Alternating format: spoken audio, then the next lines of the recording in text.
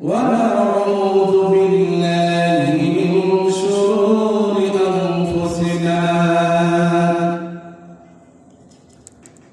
ومن سيئات أعمالنا من يهده الله فلا مضل له ومن يضلله فلن تجد له وليا مرشدا أما بعد فقد قال الله تعالى في كلامه المجيد وفرقانه الحميد أعوذ بالله من الشيطان الرجيم بسم الله الرحمن الرحيم فلولا نفر من كل فرقة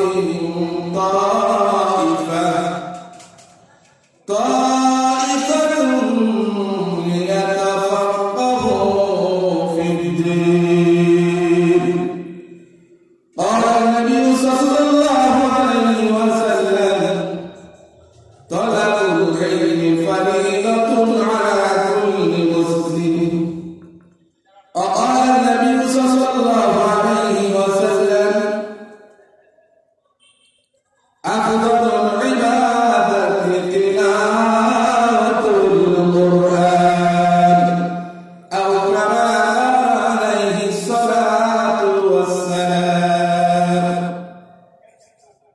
শুকরিয়া আল্লাহ তাআলা যে আল্লাহ তাআলা আমাদেরকে আজকের এই মাহফিল কোরআনের মাহফিল আজকের এই মাহফিল গুনাহ মাফের মাহফিল আজকের এই মাহফিল হক এবং বাতিলের পার্থক্যকারী ফুরকানি মানুষের পক্ষ থেকে ফারাককারী বিভক্তকারী একটি মাহফিল বলুন সুবহানাল্লাহ কোরআন যার অপর নাম হলো ফুরকান সেই কোরআনের নামে নামকরণ করা হয়েছে অস্ত্র মাদ্রাসা ফুরকানিয়া বলুন সুবহানাল্লাহ কি ফুরকান ফুরকান শব্দ পার্থক্যকারী কি পার্থক্য করবে হক এবং বাতিলকে পার্থক্যকারী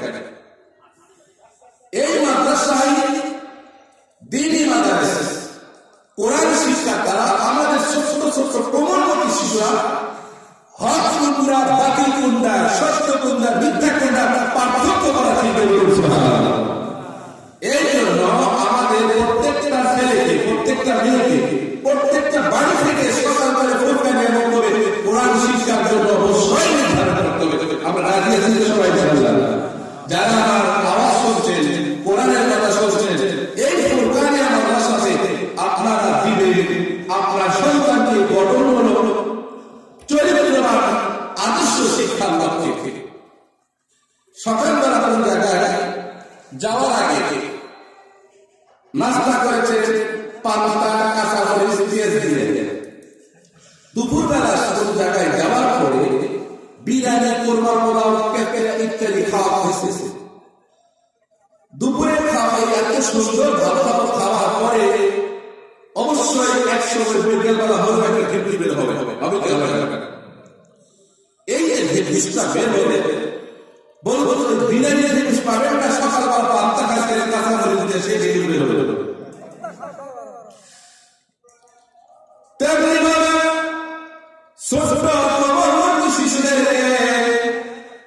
ছোটবেলায় যদি কোরআনের শিক্ষা বুনিয়াদী শিক্ষা যদি আমি আমাদের ছোট ছোট আপনাদেরকে দিতে পারি যখন আমার সন্তান বড় হয়ে যাবে আমার সন্তান স্কুলে ভার্সিটিতে যাবে আমার সন্তান বড় বড় ইঞ্জিনিয়ার ডাক্তার হয়ে বের হবে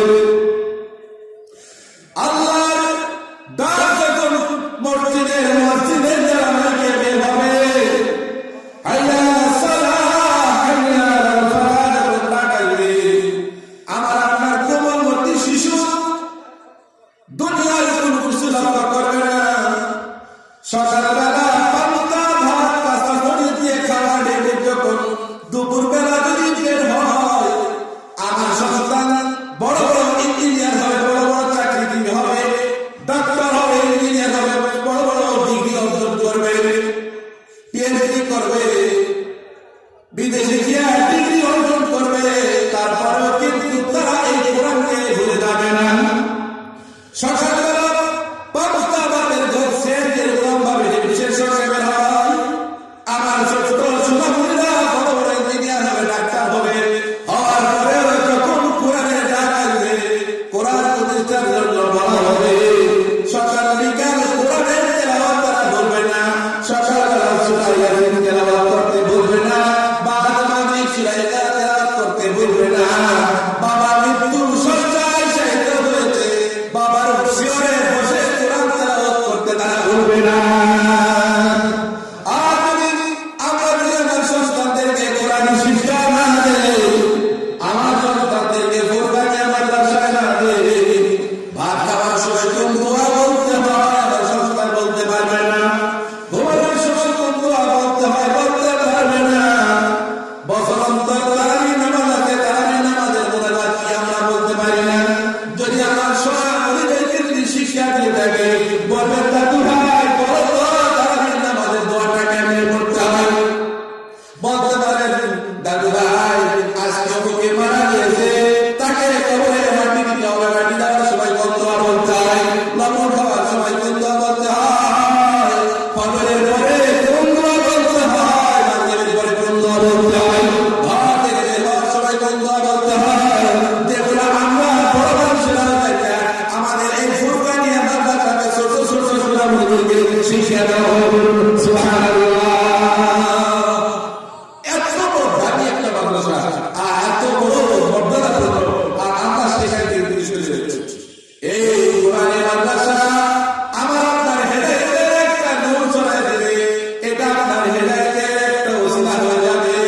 যখন আমি আপনার কবরের সালাম জারি হয়ে যাবে, মারাতুল মউত এসে হানা দিবে, চোখ দুখানা উঠে যাবে, চারদিকে কে কোথায় আছে আমরা এরকম করে দেখতে থাকবো, কোথায় আমার মেয়ে, কোথায় আমার ছেলে, কোথায় আমার কলিজার টুকরা, আমি দিলাম সবাইকে মাথার ঘুরে ঘুরে করে দেখতে থাকবো।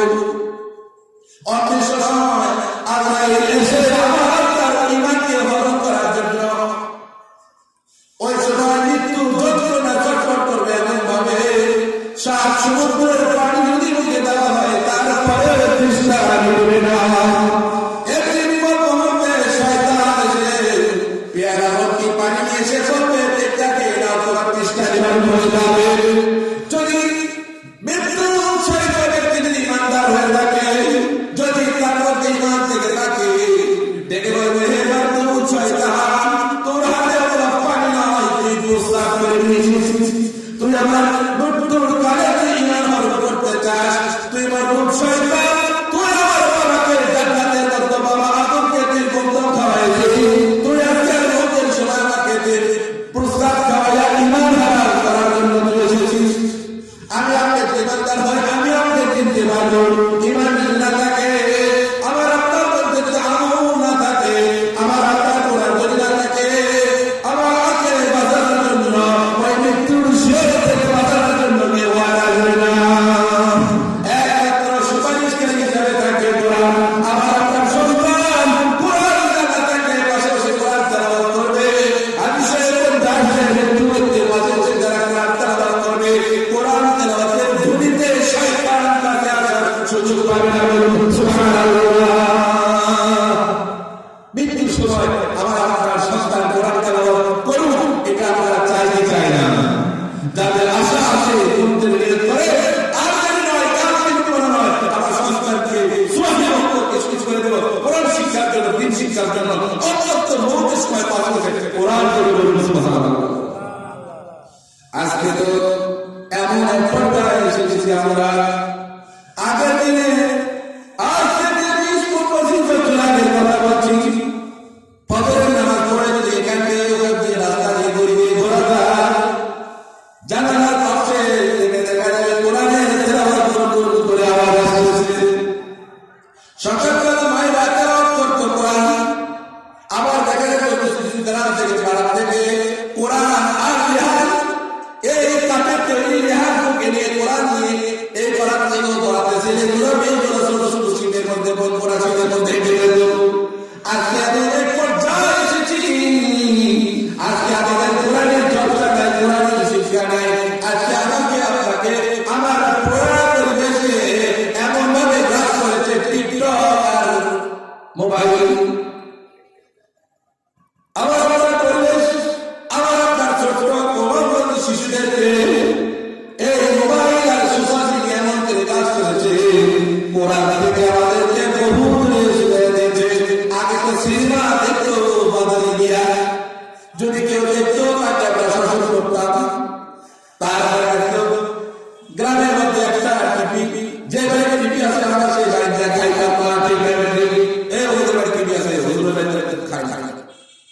আবার কিছুদিন পরে আসলো টিভি, ওই রকম ভাবে এক বাড়িতে গেলে সব দেখা যায়। আগে আসলে সপ্তাহ মাসের মধ্যে একটা বার শুক্রবার, আবার কিছুদিন পরে আসলো সপ্তাহের মধ্যে দুইবার। এমন করেছে ডিশ লাইন আসার পরে সারা 24 ঘন্টা মা বোনদেরকে ওই ইন্ডিয়ান বাবাদের সিরিয়াল দিয়ে মা বোনদেরকে পর্দার মধ্যে রেখে দিতে হবে।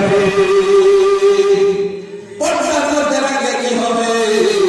আমার মাদেরকে এমন শিক্ষা দিচ্ছে যে পরকে কেমনি করে করতে হয়, এইটা কেমনি করতে হয়, ওইটা কেমনি করতে হয়, শ্বশুর শাশুড়ির মধ্যে কেমনি ঝগড়া লাগানো হয়, ঠিক না?